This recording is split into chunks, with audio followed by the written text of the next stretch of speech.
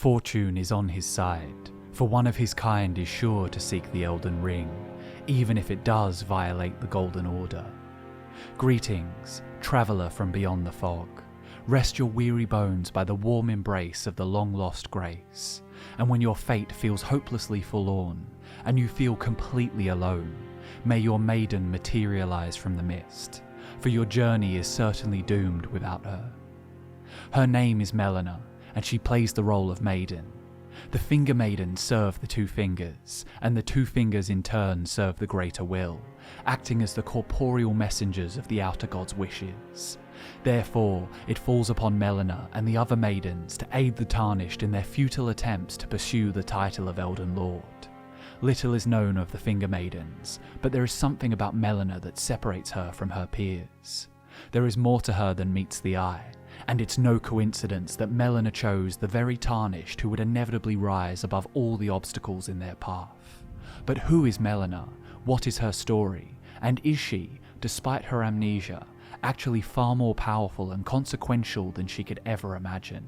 Me? I'm searching for my purpose, given to me by my mother inside the Erd Tree long ago, for the reason that I yet live, burned and bodiless. There is something for which I must apologize. I've acted the finger maiden, yet I can offer no guidance. I am no maiden. My purpose was long ago lost. Melina may not be able to offer any specific answers as for her purpose and her parentage, but based on the many Grace-side conversations we share with her, we can draw some plausible conclusions. Throughout your journey, Melina will recount the words of Queen Marika to you. She has lost her memory, yet she retains verbatim such crucial insights into Marika's motives and the role of the Tarnished. It's as if there are certain memories that were meant to go unharmed. Melina's connection to Marika is undeniable. On a meta level, from naming conventions, it makes sense for Melina to be the offspring of Marika. All of her offspring feature names beginning with the letter M, and her name is strikingly similar to Melania's. Of course, I'm not going to use her name as evidence for her lineage, but there's no denying the immediate association we all draw when first learning her name. It is also likely that Melina is a member of the Numen race, just like Queen Marika. Marika, as well as all of the women that would make up the ranks of the Black Knife Assassins, are Numen, and Melina's weapon, the Blade of Calling, is no doubt related to the black knives wielded by the Assassins. The key difference is that the black knives were corrupted by the Rune of Death, whereas Melina's Blade of Calling remains untainted. Perhaps that is because Melina's purpose is far greater than that of the treacherous assassins who slew Godwyn the Golden on the night of the Black Knives. Perhaps she is the only of the Numen women to maintain her initial purpose as a finger maiden in service to the greater will, while the others were led astray.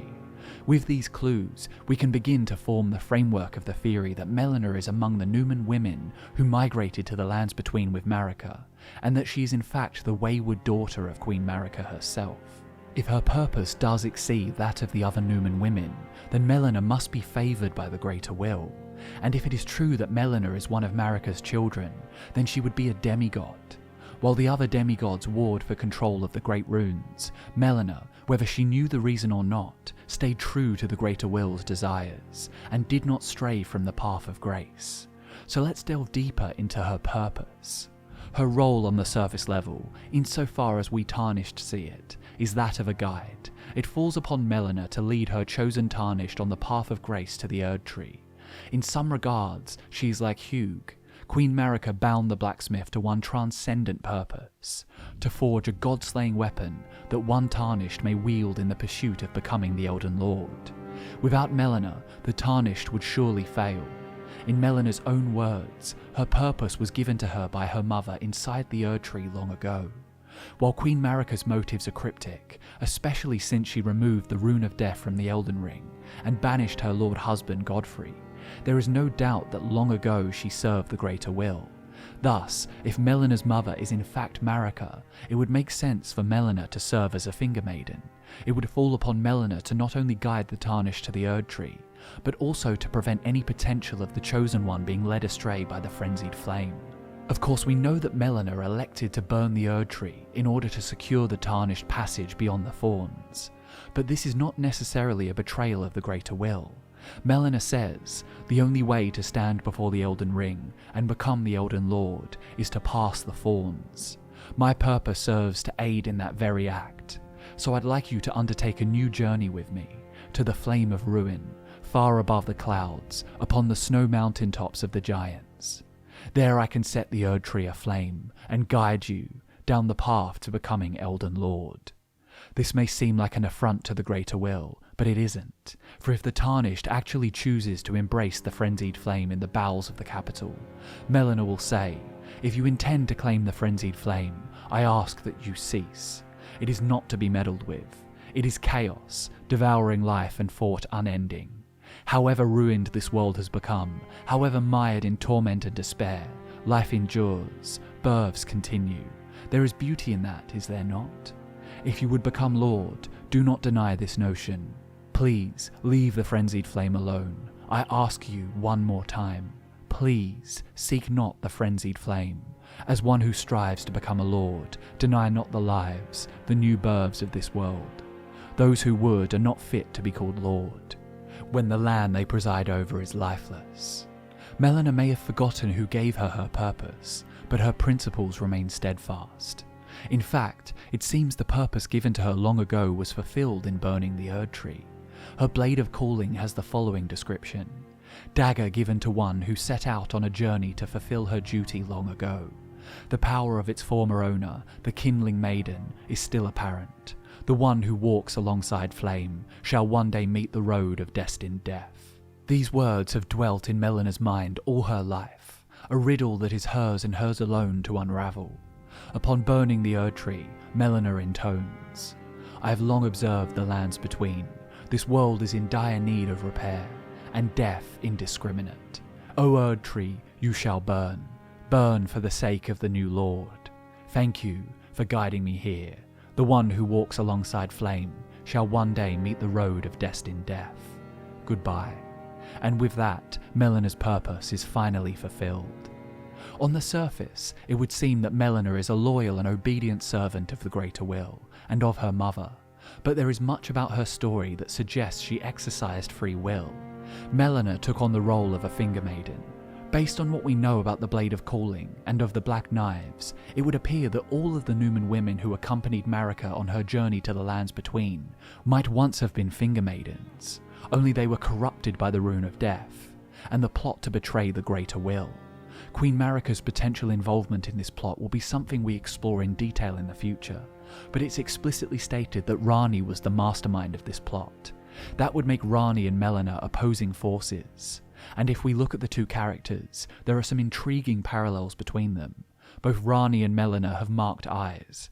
It's as if the former has an accord with the moon, and the latter with the sun. These characters may well have been inspired by the lunar eye of Horus and the solar eye of Ra in Egyptian mythology. To add to this, Melina is not a corporeal being. She refers to herself as bodiless.